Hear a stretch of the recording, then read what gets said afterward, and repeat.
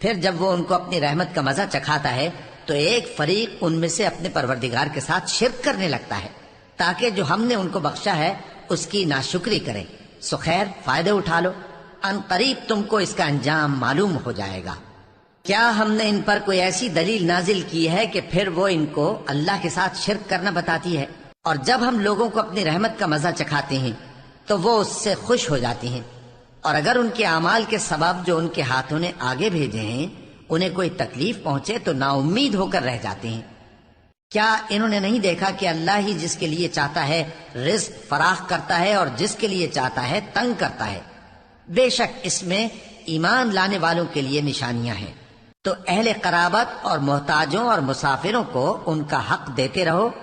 جو لوگ اللہ کی رضا کے طالب ہیں یہ ان کے حق میں بہتر ہے، اور یہی لوگ کامیابی حاصل کرنے والے ہیں.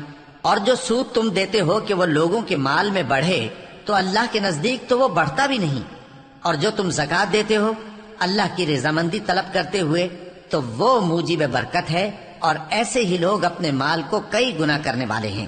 اللہ ہی تو ہے جس نے تم کو پیدا کیا، پھر اس نے تم کو رزق دیا، پھر وہ تمہیں موت دے گا، پھر زندہ کرے گا. بھلا تمہارے بنائے ہوئے شریکوں میں بھی کوئی ایسا ہے جو ان کاموں میں سے کچھ کر سکے؟ وہ پاک ہے اور اس کی شان ان کے شریکوں سے بلند ہے. خشکی اور تری میں لوگوں کے اعمال کے سبب فساد پھیل گیا ہے تاکہ اللہ ان کو ان کے بعض اعمال کا مزہ چکھائے. عجب نہیں کہ وہ باز آ جائیں. کہہ دو کہ ملک میں چلو پھرو اور دیکھو کہ جو لوگ تم سے پہلے تھے ان کا کیسا انجام ہوا ہے. ان میں زیادہ تر مشرک ہی تھے. تو اس روز سے پہلے جو اللہ کی طرف سے آ کر رہے گا اور رک نہیں سکے گا، سیدھے دین کے رستے پر سیدھا رخ کیے چلتے رہو کہ اس روز سب لوگ منتشر ہو جائیں گے.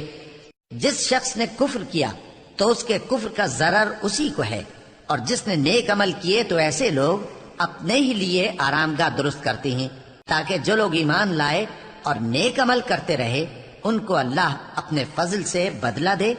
بے شک وہ کافروں کو دوست نہیں رکھتا. اور اسی کی نشانیوں میں سے ہے کہ وہ ہواؤں کو بھیجتا ہے کہ خوشخبری دیتی ہیں تاکہ تم کو اپنی رحمت کے مزے چکھائے، اور تاکہ اس کے حکم سے کشتیاں چلیں، اور تاکہ تم اس کے فضل سے روزی طلب کرو، اور تاکہ تم شکر کرو.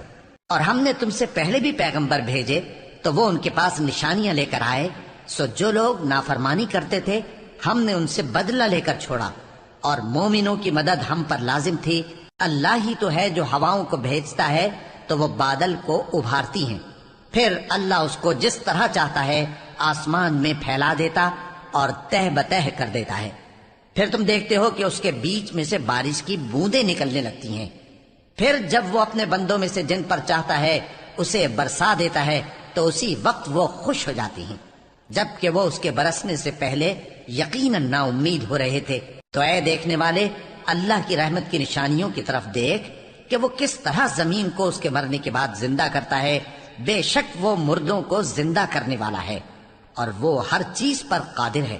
اور اگر ہم ایسی ہوا بھیجیں کہ وہ اس کے سبب کھیتی کو دیکھیں کہ زرد ہو گئی ہے تو اس کے بعد وہ ناشکری کرنے لگ جائیں، تو تم مردوں کو بات نہیں سنا سکتے، اور نہ بہروں کو جب وہ پیٹ پھیر کر لوٹ جائیں آواز سنا سکتے ہو، اور نہ اندھوں کو ان کی گمراہی سے نکال کر راہ راست پر لا سکتے ہو.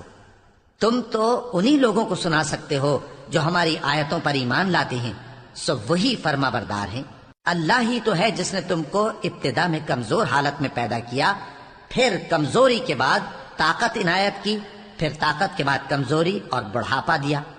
وہ جو چاہتا ہے پیدا کرتا ہے، اور وہ صاحب علم ہے، صاحب قدرت ہے. اور جس روز قیامت برپا ہوگی گناہگار قسمیں اٹھائیں گے کہ وہ دنیا میں ایک گھڑی سے زیادہ نہیں رہے تھے. اسی طرح وہ اوندھائے جاتے تھے. اور جن لوگوں کو علم اور ایمان دیا گیا تھا وہ کہیں گے کہ اللہ کی کتاب کے مطابق تم قیامت تک رہے ہو، اور یہ قیامت ہی کا دن ہے، لیکن تم کو اس کا یقین ہی نہ تھا. تو اس روز ظالم لوگوں کو ان کا عذر کچھ فائدہ نہ دے گا، اور نہ ان سے توبہ قبول کی جائے گی. اور ہم نے لوگوں کے سمجھانے کے لیے اس قرآن میں ہر طرح کی مثال بیان کر دی ہے. اور اگر تم ان کے سامنے کوئی نشانی پیش کرو تو یہ کافر کہہ دیں گے کہ تم تو جھوٹے ہو. اسی طرح اللہ ان لوگوں کے دلوں پر جو سمجھ نہیں رکھتے مہر لگا دیتا ہے. پس تم جمے رہو، بے شک اللہ کا وعدہ سچا ہے. اور دیکھو جو لوگ یقین نہیں رکھتے وہ تمہیں اکھاڑ نہ دے